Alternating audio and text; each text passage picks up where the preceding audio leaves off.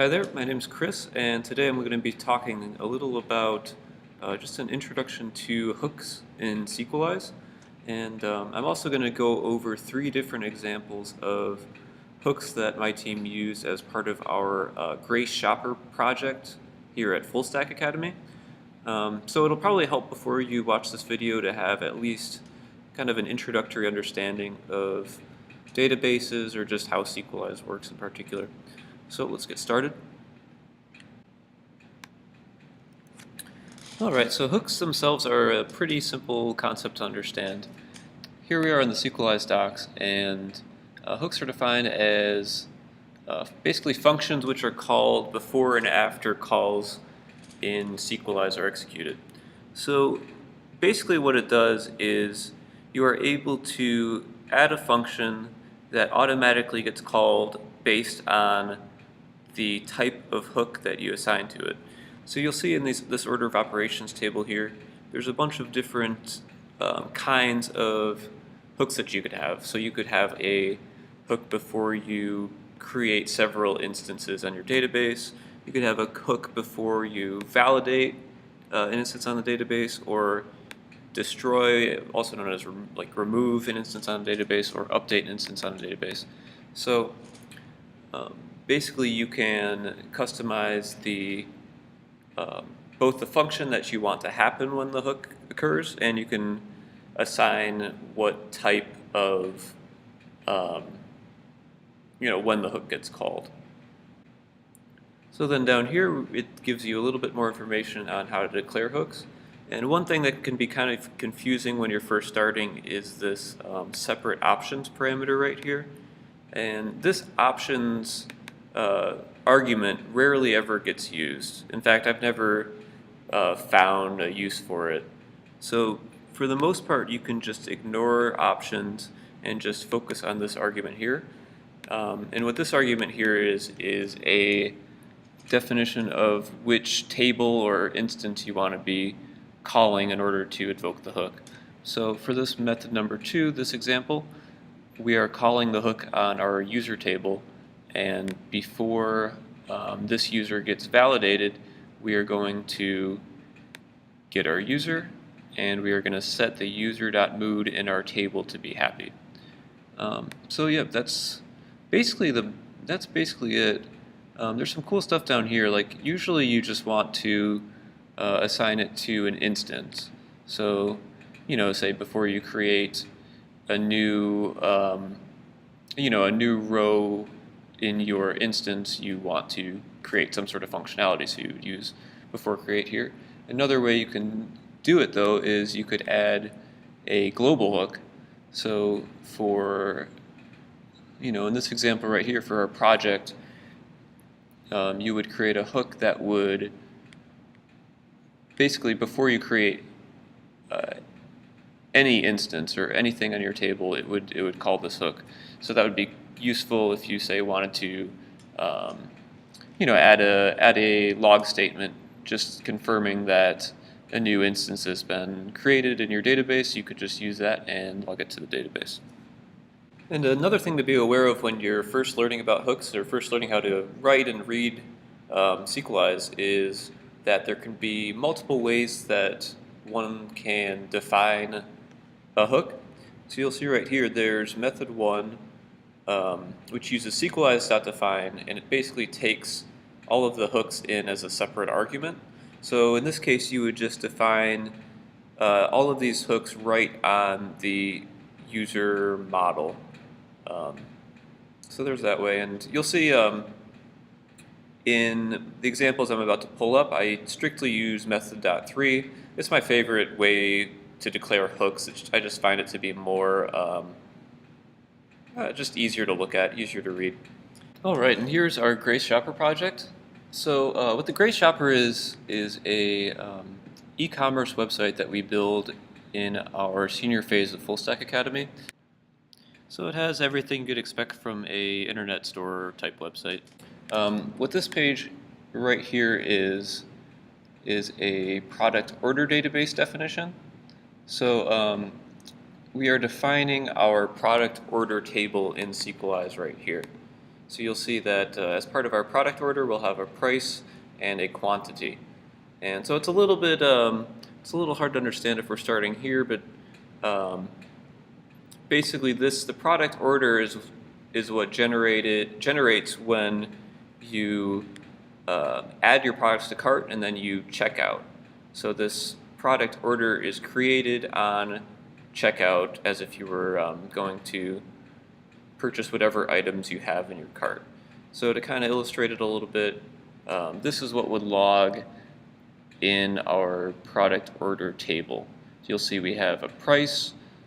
You'll see we'll have, so this is price for a single item. You'll see we'll have quantity of items that are in the order. The product ID will be there, so we'll have separate products order rows for each product we order. And so the problem I was trying to solve at this point in our project was, we have our product orders, we have our products, we have separate orders also, and the orders point to like a specific order. So you'll have product order will have a many-to-one relationship with orders, and products won't have any relationship to orders. So it's all sort of put through this product order table instead.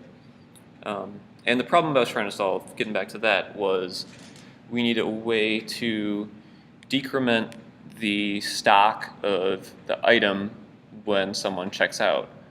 So we have an inventory property you'll see right here, and we want that to decrease as someone buys each item. So the way I decided to approach it was using a Sequelize hook. And the way I'm doing it here is you're seeing an after bulk create call.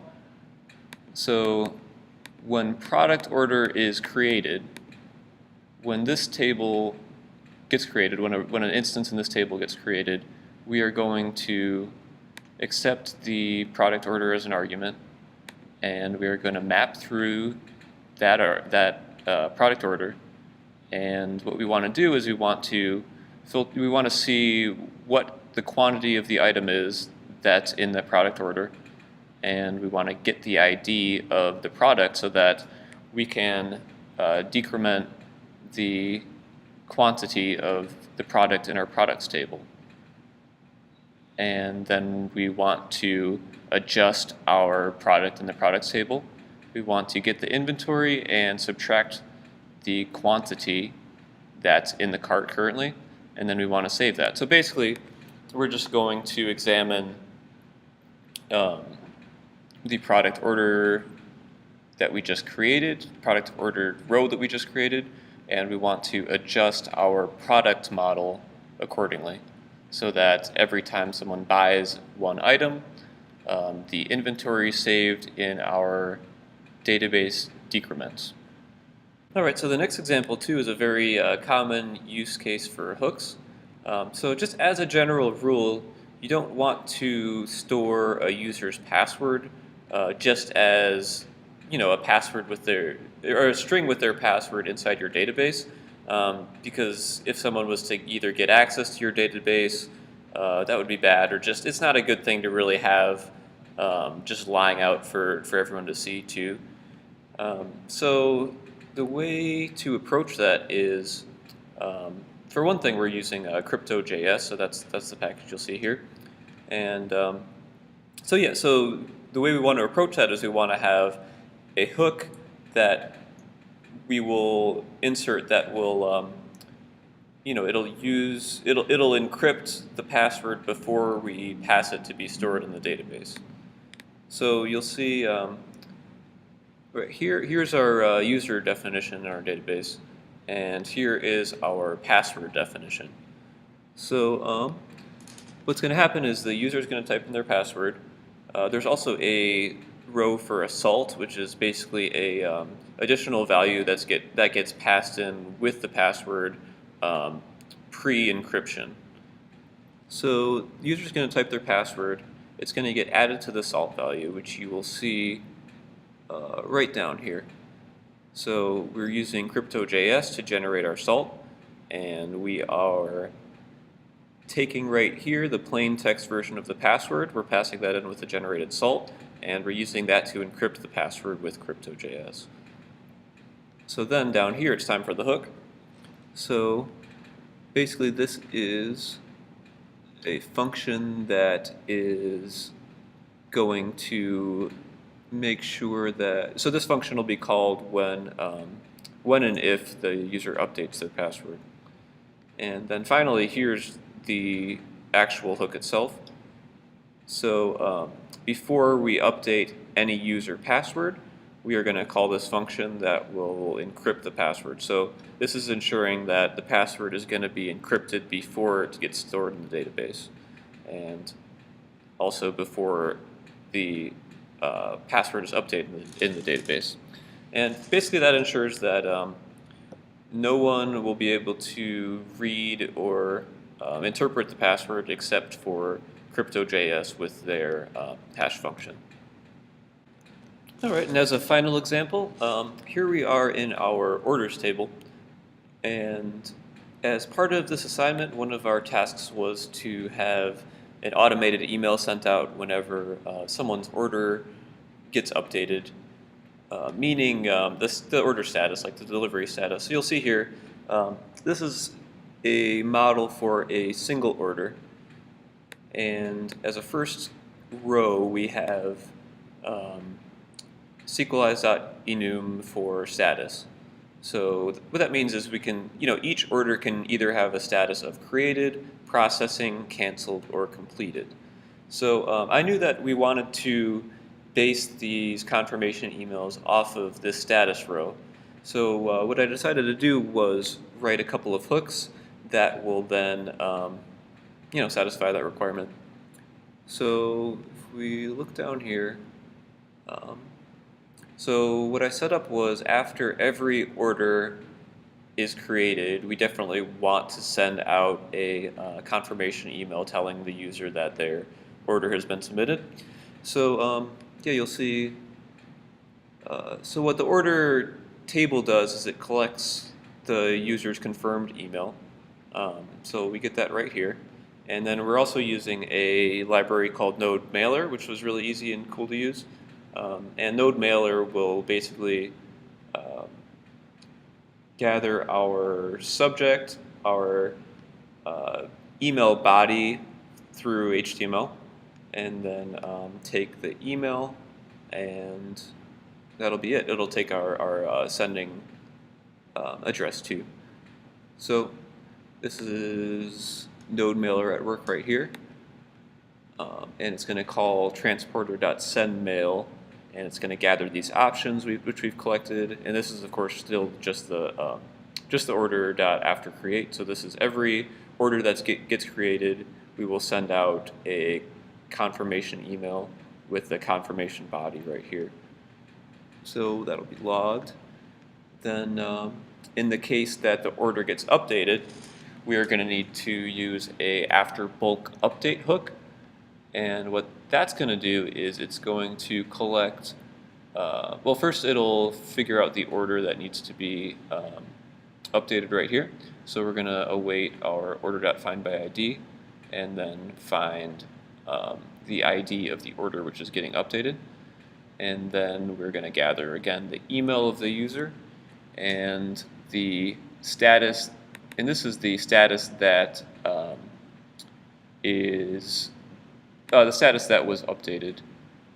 And the way we know that is because we're doing an after bulk update. So after the status is updated, we're going to collect the new status right here. And so then what we're going to do is we are going to base the email that we're sending out with Node Mailer on this status. So we're going to write a switch statement that takes the status, and in the case of processing, we're going to send our shipping confirmation subject, and yeah, so that'll be the subject line and the body right here. In case it's completed, we'll do our delivered confirmation subject and our delivered confirmation body. Canceled will be canceled confirmation subject, canceled confirmation body. So then we will have our proper email object by the time that this gets to our send mail function. And yep, so that's pretty much it. Thanks for watching, and I hope you learned about some hooks.